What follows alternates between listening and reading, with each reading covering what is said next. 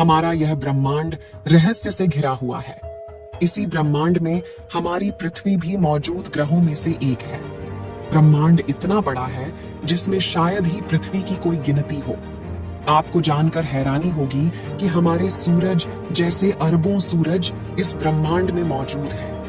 दोस्तों, जो आपको आसमान में तारे दिखाई देते हैं, यह तारे पृथ्वी से देखने में तो काफी ज्यादा छोटे दिखाई देते हैं, लेकिन आपको शायद ही पता होगा कि यह सभी सूर्य हैं और इन सभी सूर्य के चारों ओर भी अनेक ग्रह और उपग्रह चक्कर लगा रहे हैं। दोस्तों, आज हम जानने वाले हैं कि ब्रह्मांड के सामने हम इंसान क्या है हम इंसानों की ब्रह्मांड के सामने हैसियत। इस वीडियो को देखने के बाद आपका घमंड चूर चूर हो जाएगा जब आप जानोगे कि ब्रह्मांड कितना बड़ा है और इतने बड़े ब्रह्मांड में हम कहाँ एक्सेप्ट करते हैं, या फिर हमारा अस्तित्व इसके सामने कुछ मायने रखता भी है या नहीं।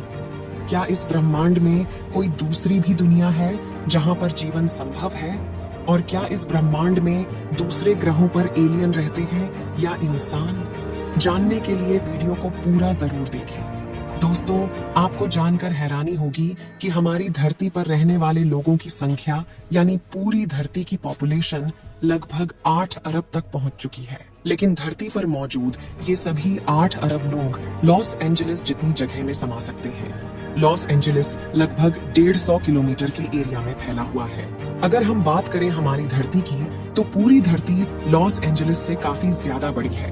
हमारी धरती का व्यास यानी धरती की मोटाई लगभग 13,000 किलोमीटर है। वहीं पर चांद का व्यास 3,500 किलोमीटर है। चांद इतना बड़ा है कि इसके अंदर 1 लाख हिमालय जैसे पहाड़ समा सकते हैं, और हमारी धरती इतनी बड़ी है कि धरती के अंदर चांद जैसे लगभग 50 उपग्रह समा सकते हैं। तो आप समझ गए होंगे कि धरती कितनी बड़ी है। तो दोस्तों, जरा एक बार सोच करके देखिए, धरती के सामने हम कहाँ टिकते हैं। चांद धरती से 3,84,400 किलोमीटर की दूरी पर मौजूद है। इस दूरी के अंदर सोलर सिस्टम के सभी 8 ग्रह समा सकते हैं। अगर हम अपने सूरज की बात करें, तो हमारा सूर्य धरती से 15 करोड़ किलोमीटर की दूरी पर मौजूद है।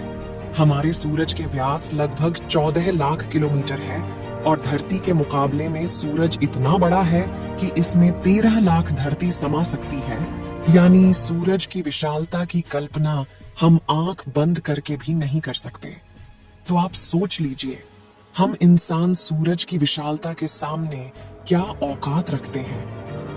न सिर्फ इंसान ही, बल्कि सूरज की विशालता के सामने धरती और चांद की भी कोई हैसियत नहीं दिखाई देती। यह तो थी पृथ्वी के बारे में जानकारियां जिस ग्रह पर हम रहते हैं, लेकिन हमारे सौर मंडल में और भी ग्रह मौजूद हैं जिनके बारे में शायद ही आपको मालूम होगा।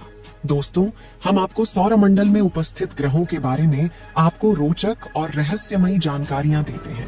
क्या आप जानते हैं, बुध हमारे सोलर सिस्टम का सबसे छोटा ग्रह है और हर एक बीतते दिन के साथ ही और ज्यादा छोटा होता जा रहा है। और क्या आपको पता है, जुपिटर यानी बृहस्पति का आकार इतना बड़ा है कि उसके अंदर हमारे सौर मंडल के बाकी सभी ग्रह 2 बार समा सकते हैं।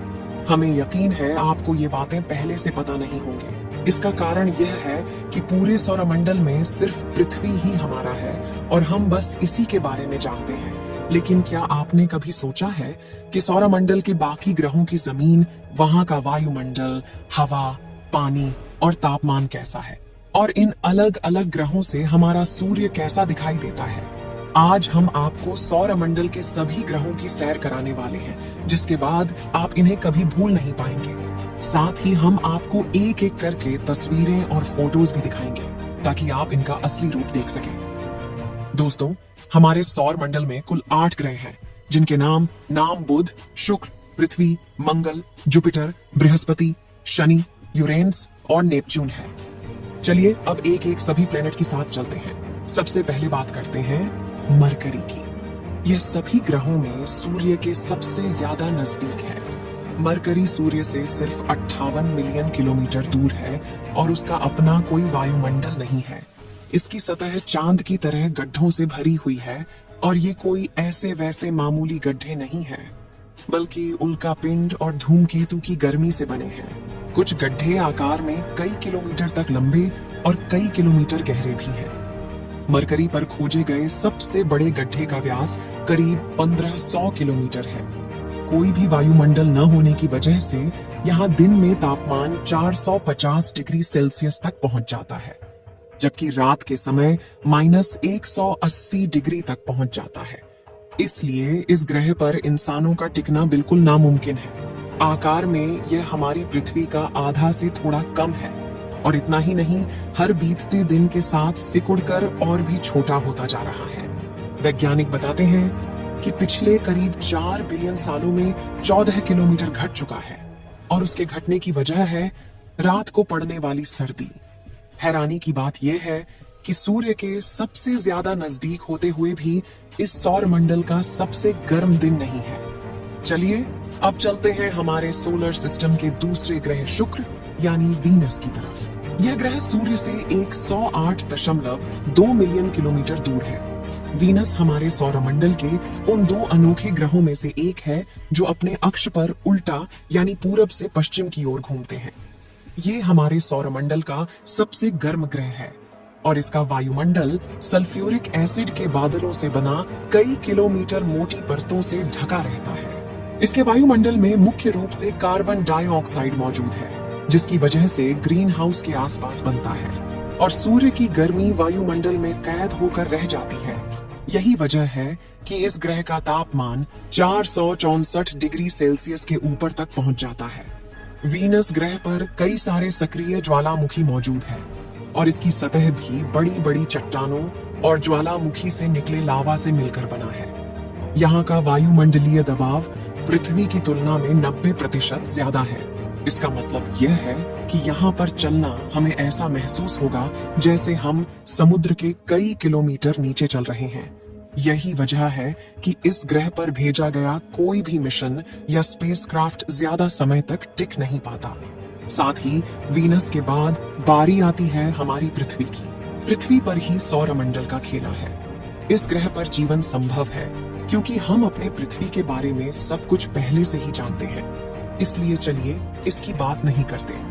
तो पृथ्वी के बाद बारी आती है मंगल यानी मार्स ग्रह की। इस ग्रह की सतह और मिट्टी लाल रंग की है, और स्पेस से देखने पर यह लाल रंग की गेंद के जैसा नजर आता है, इसलिए इसे रेत प्लैनेट भी कहते हैं। पृथ्वी के बाद मंगल ही एक ऐसा ग्रह है जिस पर हम इंसानों को जीवन पाए जाने की सबसे ज्यादा उम्मीद है।